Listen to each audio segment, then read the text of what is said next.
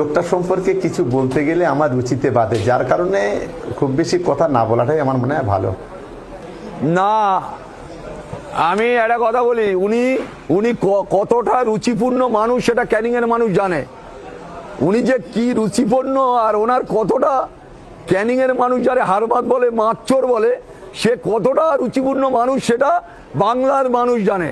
উনি যে বলছে রুচিপূর্ণ, ওনার রুচি নেই আরাবুল ইসলামের সম্পর্কে বলতে, আমিও ওনার রুচি নেই, আমি ওনাকে ঘৃণা করি, আমি ওনাকে ঘৃণা করি।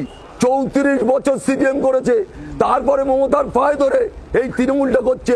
ওর রুচিবোধ, ওর, আমার তো মনে হয় ওর মতো লোকের সাথে কথা বলাই আমার রুচিতে বাঁধে। আমিও বলছি, রিপিট করে বলছি। আর আপনাদের মতন মিডিয়াদের সাথে কথা বলতে আমার খারাপ লাগে। এই রুচিপূর্ণ টাই আপ করলেন আপনারা, ঠিক করেছেন, আমি কিছু বলবো না, আপনারা বলুন না। একজন রুচিবোধ পূর্ণ লোকের সাথে আপনারা বসে আছেন ধরে নিয়ে, বাজে যত সব। ভাঙড়ে কি হবে? গরম করবেন না, আমি বলে দিলাম কতটা ভদ্রলোক। ভাঙড় ক্যারিকের মানে ভাঙড়ে লক্ষাধিক ভোটে শওকত মোল্লা জিতবে। নওশাদ সিদ্দিকী লক্ষাধিক ভোটে নওশাদ সিদ্দিকী জিতবে। আর ক্যানিং এ শওকত মোল্লা যদি মনে করে আরাবুলকে হারিয়ে দিচ্ছে, শওকত মোল্লা হারিয়ে দেবে, এটা বলে দিচ্ছি। লুট করা, খুন করা, মার্ডার করা, ভেড়ি দখল করা, একটার পর একটা লোকের খাস জমি দখল করা, উনি রুচিপূর্ণ দেখাচ্ছেন ভদ্রলোক। শওকত সাহেব রুচি দেখাচ্ছেন, যার তোলা না তুললে সংসার চলে না। এক সময় মাছ চুরি করে খেয়েছে, আবার তার রুচিবোধ দেখে শেখাচ্ছে।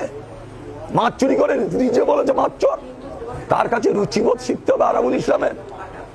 আরাবুল কারুর দুর্নীতি করেনি, কারুর ঘরে ঢুকিনি, আর ঘরে ঢোকা পার্টি অনেক আছে। আমার রুচিবোধ শেখাবেন না। আমি এখনো বলছি, জানার সাথে আমাকে করাচ্ছেন, আমি সেই সব লোকের সাথে কথা বলতে রাজি নয়। আর আপনি আপনাদের মিডিয়ায় আমি কথা বলতে রাজি নয়। আপনি মেজাজ হারিয়ে ফেলেছেন শওকতের নাম শুনেই। যাই হোক, ওভারঅল ভোট ভালো হোক। শওকত বাবু কিছু বলবেন আপনি? ভাঙড়ে লক্ষাধিক ভোটে নওশাদ সিদ্দিকী জিতবে বলেছেন আরাবুল ইসলাম। না, লাইনটা না কেটে গেছে, মানে পিসিআর তাই বললো, এবার কেটে গেছে না কেটে দিয়েছেন জানি না, একেবারে সাপে নেউলে, এটা আর আমাকে প্রমাণ করতে হবে না। অনেক ধন্যবাদ আরাবুল সাহেব আপনাকে।